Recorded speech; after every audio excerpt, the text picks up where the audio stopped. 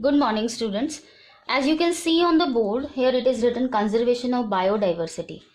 So, आप अपने previous videos अगर देखें तो हमने उसके अंदर different topic of biodiversity and conservation के हमने कवर अप कर लिए हैं. जैसे कि first was the biodiversity itself and then it was patterns of biodiversity. किस तरह से pattern, latitudinal basis, species area relationship we have done. Biodiversity के क्या कॉजेज हैं, क्या पैटर्न है, किस तरह से ये एक्सटिंक्ट होती जा रही है, what is the reasons of extinction of biodiversity that we have done. So next is conservation of biodiversity. हम अपनी बायोडाइवर्सिटी को किस तरह से कंजर्व कर सकते हैं, संजो के रख सकते हैं. So we can divide that conservation of biodiversity into two parts, that is in situ conservation and ex situ conservation. So अभी जो आज हम डिस्कस करेंगे अपने वीडियो के अंदर, that is in situ conservation. In situ conservation means बेटा अपने प्रोटेक्टेड एरिया के अंदर, अपने नेचुरल हैबिटेट के अंदर लिविंग ऑर्गेनिजम्स को रखना, उसको हम कहते हैं इन सीटू कंजर्वेशन. और अभी हम जो देखेंगे इसके अंदर 4 डिफरेंट टाइप की इन सीटू कंजर्वेशन देखेंगे जो हम करते हैं. That is the national park, wildlife sanctuaries, biosphere reserve, sacred groves and lakes. So first of all, what is national park? National park वो एरिया है जिसके अंदर flora and fauna are fully conserved. इसके अंदर कुछ एक activity को ban कर दिया जाता है. The activities are like, first क्या है? Cultivation. Cultivation is totally banned. Second, plantation, agriculture के लिए यूज करना लैंड को, प्लांट करना, किसी भी तरीके का पेड़ पौधा लगाना. और थर्ड, ग्रेजिंग जो है कैटल्स की, that is totally banned in that area. And but to be obvious, और कुछ तो हम किसी चीज़ को नुकसान पहुंचा ही नहीं सकते, but these types of activities are also banned in those areas. अब आ जाते हैं national park. There are about 104 national park in our country.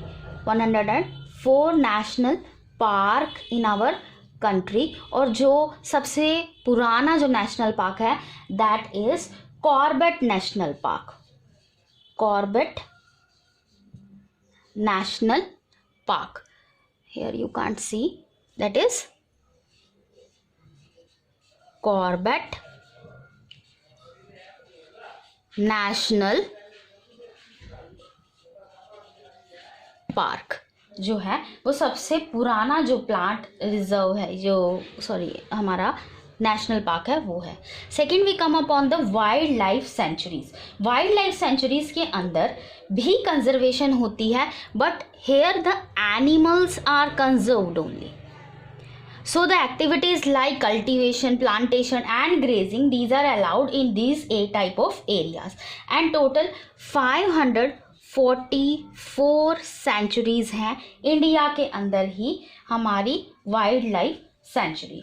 Next is biosphere reserve. देखो समझने की कोशिश करो. नेशनल पार्क, नेशनल मतलब ये नेशनल पार्क हैं और ये क्या कंजर्व कर रहे हैं? सारे फ्लोरा एंड फोना को. वाइल्ड लाइफ सेंचुरी एनिमल्स को कंजर्व कर रही है. And the activities like cultivation, plantation and grazing, these are allowed here. Biosphere reserve, when we talk about biosphere reserve, is a specific area in which multiple uses of lands is permitted and the whole land, suppose this is the biosphere reserve, so this whole land is divided into multiple zones. इनको zones के अंदर बांटा गया है. so इनको हम अगर लगाएं तो ये 3 zones के अंदर इसको बांट दिया जाता है. तो 3 zones के अगर हम बात करें तो इसको फर्स्ट जो है इसके अंदर वाली जो जोन होती है दैट इज द कोर. इसको हम कोर जोन करते हैं और इसके अंदर किसी भी तरह की एक्टिविटी को नहीं लाया जाता. किसी भी तरह की एक्टिविटी लाइक कोई भी ह्यूमन एक्टिविटी यहाँ पे बाध्य होती है. No human activity is allowed in this core zone. Second is the buffer zone. Buffer zone के अंदर बेटे क्या होगा? बफर जोन वो है जो limited amount of human activity that is allowed over the buffer zone. And the last one is the manipulation zone. What is it? Manipulation